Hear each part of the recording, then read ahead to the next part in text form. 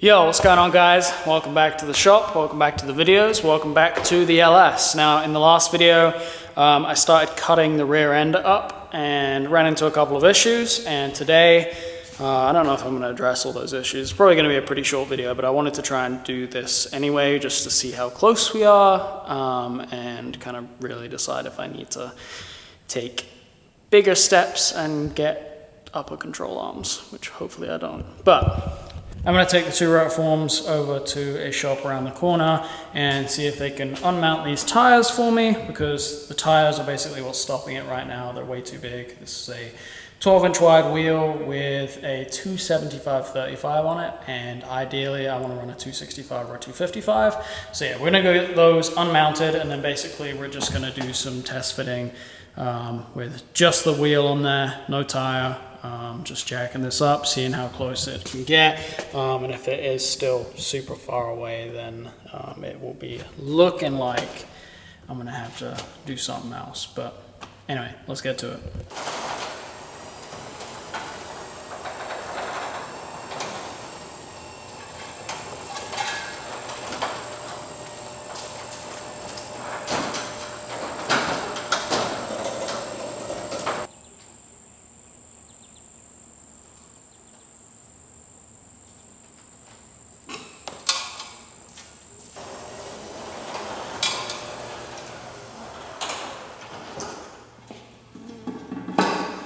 Alright, as you can see, tires are mounted. The wheels actually look pretty fucking sick without tires on them. For some reason it makes them look bigger, but everything looks pretty good on them. Yeah, let's test fit it on the car. Before I jack it up, I'm actually going to mount the flare on there so I can get a good idea with it on there, because I won't have the tire to stop it anymore. Fucking fantastic. Okay, well, it's on there somewhat.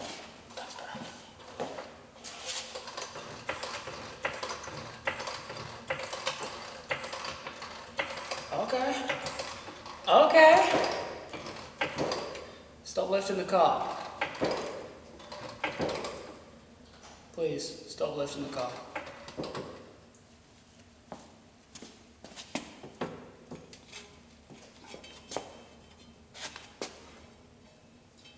Boy, I tell you what, fucking hell yeah, dude. That is literally the fucking sauce right there. We may be in better standing than I thought. Where it's at right now, it does seem that it fits somewhat. Welding that down and whatnot might be a different story. I may have to pull the flare like I did for the passenger side and the front, but pretty good standing right now.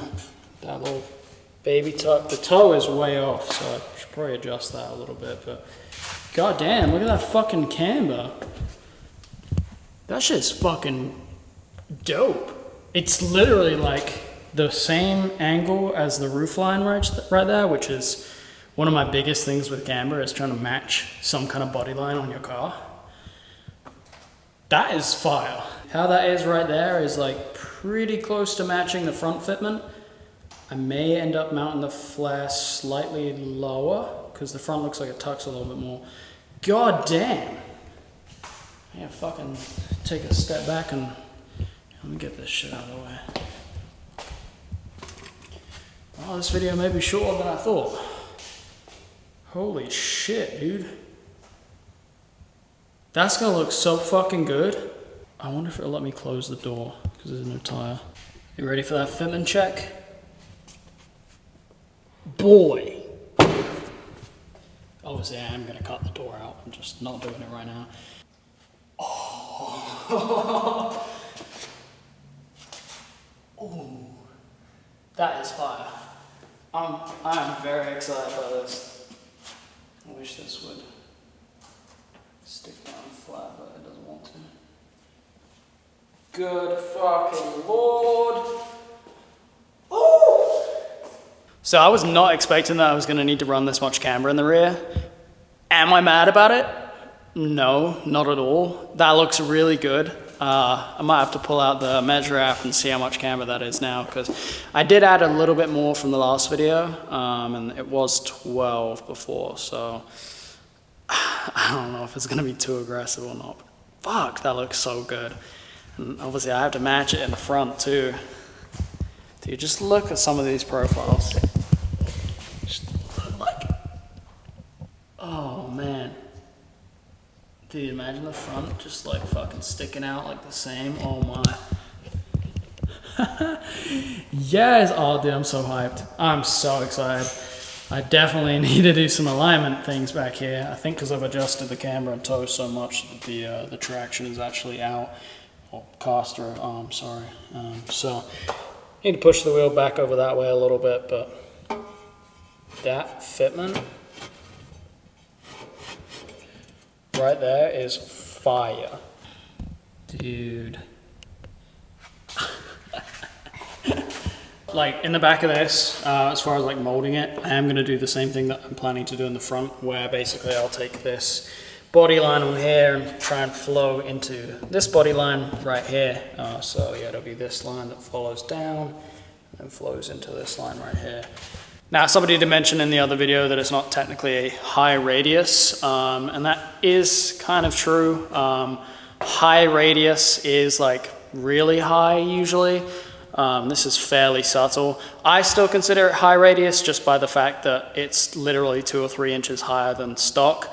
But in terms of other high radius cars, if you go look at cars in Japan, which most of them have flares similar to this, a lot of them are way more aggressive and a lot higher, and the cars are like dumb low.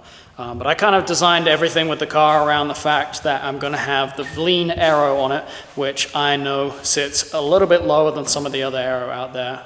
Aim gain is slightly shorter. But I like that. I don't like the car to be like completely grounded. And so I'm okay with being kit low, even though the car will still be low. For me, the finished product is way more important and like how it actually looks, as opposed to just being able to tell people like, hey, it's fucking this low to the ground, or it's this crazy, blah, blah, blah. I don't really give a shit about any of that. I'm not gonna lie and tell anybody that this car is fucking crazy, because it's not. But I am going for a specific vision that I've had in my head since I bought this car, and so if I achieve that look, then I am happy. I'm not bothered whether, you know, somebody has a higher radius, or somebody has more aggressive wheel, or somebody has more camber. None of that stuff interests me whatsoever. I like all of those things, but building a car is not competition whatsoever. If you build a car to be competitive with other people and you're like, yo, I got this much camber or whatever, I think that's fucking lame. I think that you should come up with a vision and work towards that specific look. If you build something just to impress others, or you do something, I don't know, for clout, sounds cliche, but like a lot of people do, dude, like, hey, I got negative 25 degrees of camber. Well, okay, does it look good? No. Hey, my car is literally scraping through the floor plan. Does it look good? No. But, I mean, all of that is completely subjective. Me personally, I don't like these cars being on like 17s or 18s, completely dicked out on the ground, scraping the goddamn floors out of it. That isn't my personal flavor. My look for this car was that I wanted the big kind of boxy looking aero, and I wanted it to lay out on the ground on that aero, and just kind of be aggressive but subtle at the same time. I've always said that with this car, that I wanted to keep it kind of traditional to like traditional VIP. Like, yes, it's not a true VIP car because it is not static. Who knows, maybe someday it will be, but I'm trying to keep things subtle and not go too far. It's far too easy, and I've seen this happen way too often. People that decide that they're, you know, gonna spend the money and take the time to do the body work, to do a high radius, or, you know, widen the car, and they're like, okay, well, I'm already spending all this money, like, why don't I go crazy with it? And they'll get like 4-inch wide flares, and just, it's too much. You gotta know when to like tone it down a little bit and just keep it simple. Like, it's the same thing with like, if you're gonna paint a car, people will be like, oh, well, I'm spending $8,000 on painting my car. I don't just wanna do some boring color that like blends in. I wanna do something crazy because I'm spending all this money. it's a very like immature attitude to have. And I used to be the same way too. Like if I wanted to drop a bunch of money on something, I want to make sure that it's like the craziest it can be and people notice it. But now I really don't have that perspective at all. Like I have no interest in ever painting this car to be some obnoxious color that like stands out. I have very little interest in doing anything that is super crazy to grab people's attention. For me, it's just I had a look, I'm working towards that look, and I'm trying to keep it pretty simple, pretty subtle, and those few people that will notice it, or any of you guys that have obviously watched the build series, will know the things that are done to the car. But for me, I want anybody to see it in the street and be like, you know, that car's dope. Nobody needs to be like, holy shit, this car's fucking insane. I don't care about that. I myself can feel happy with it that I put all the work in, but I don't particularly care if anybody else likes it or doesn't like it. To me, at the end of the day, it's a byproduct if people like it. And I've been fortunate enough that you guys want to watch the videos and see the progress, and that's awesome. But let's get it straight. I'm never building this car for anybody else. But yeah, this right now is the epitome of why I'm building this car. I am sitting in this camping chair in my shop, just staring at it, because right now I can see the image, I can see the vision coming together, and that makes me extremely happy. Literally the simplest things like that. I bought this car 2 years ago, and before I even bought this car, I did so much goddamn research in forums and all sorts of shit just to find old cars for inspiration. And I will say that some of my biggest inspirations for this car was obviously, a lot of you guys will know, Elvis from Stance Nation's LS400 back in the day. That wasn't a direct inspiration, but that car did definitely put the LS400 on the map for me. And I think it did for a lot of other people too. And then, dude, there are so many other cars in the US, in Japan, in wherever, that have inspired me along the way. And not even LS400 specifically. There's other cars that aren't even in the same spectrum as a big body Lexus that have given me some kind of inspiration here and there. And I don't know, I know I'm talking a lot, and I said this video was gonna be short. I'm just very, very excited right now. Like I'm looking at my car and it's looking the way I wanted it to. Oh, I can't really describe the kind of joy I feel when I'm staring at this, but it does look fantastic. And obviously the front has barely any, but I have new spindles coming in, and I should hopefully be able to run the NRCAs, which means I'll have plenty more camber. And I'm not going to be content until it has matching camber. That just let that be known. I will not allow this car to have mismatched camber. Literally like the biggest pet peeve of mine. Mismatched camber looks horrible. Has to be perfectly matched, and then along with that, matching fitment is pretty crucial to me too. In the past, I've not had matching fitment up until now, because obviously I'm doing the radius, but getting the fitment matching, getting the camber matching, big priorities for building a stance car. I know that certain people in like the VIP scene definitely don't care as much about fitment as I do. I guess I'm just like a little bit of a stance nerd, and I just really OCD about how things should sit, and you know, just that's the biggest, I feel like that's what stance is about, is literally pushing the boundaries of how fucking close can you get the lip of a wheel to a goddamn fender and still drive it and still use it.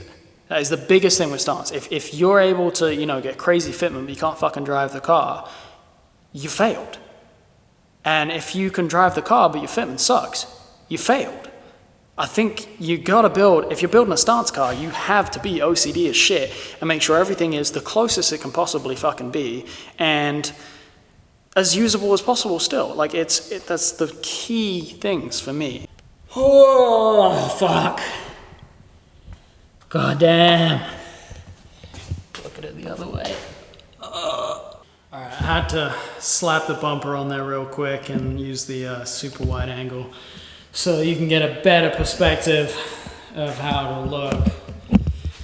I'm very happy with that. I love how like boxy and simple this rear bumper is. Like it doesn't come down all the way. It'll probably be, you know, that far off the floor in the corner, but that's fine. I don't want the bumper to be on the ground just because it's so long. I'll literally destroy it. But, oh man, that's so badass. the fucking bumper, dude. God damn, that bitch looks incredible. That is my car. I can't believe that. Dude, just looking at literally like the angle of which the flare rolls off into that, it looks perfect. Like nothing about it looks awkward. Obviously it isn't cut completely yet. I will have to trim into this a little bit. Same on this side, I still need to cut into that a little bit more, and then you'll trim down into there. But you like look from the front, doesn't look super awkward. It naturally flows into it, and that's what I was going for. And then the door trim is basically just gonna be shaved a little bit higher up, and it will be just above the flare, and then like nicely roll off up into here. So it should look pretty OEM plus. That's pretty much the look I'm going for. All right, that's pretty much going to conclude for today's video. I would say I'm happy with the progress. It wasn't really like progress. I just took the tires off and was able to get it where I wanted it to be, and I'm very happy with that. Let's say that. I can't believe that this is my car. I'm so geeked, but yeah, I guess not really sure what the next step with this is going to be, because I'm not going to put tires back on it just yet. It'll probably be more so just shaving and cleaning everything up on the inside, start to cut the door, and then kind of make some game plans as to how the flares are going to get welded. I'm not going to weld anything up until I have tires on these and make sure that everything fits, because that will be a giant pain in the ass once everything's welded in place, and I can't really like knock any space above it or clean anything up because everything's welded in place. So we'll make sure that all of that is done first, but I'm very, very excited.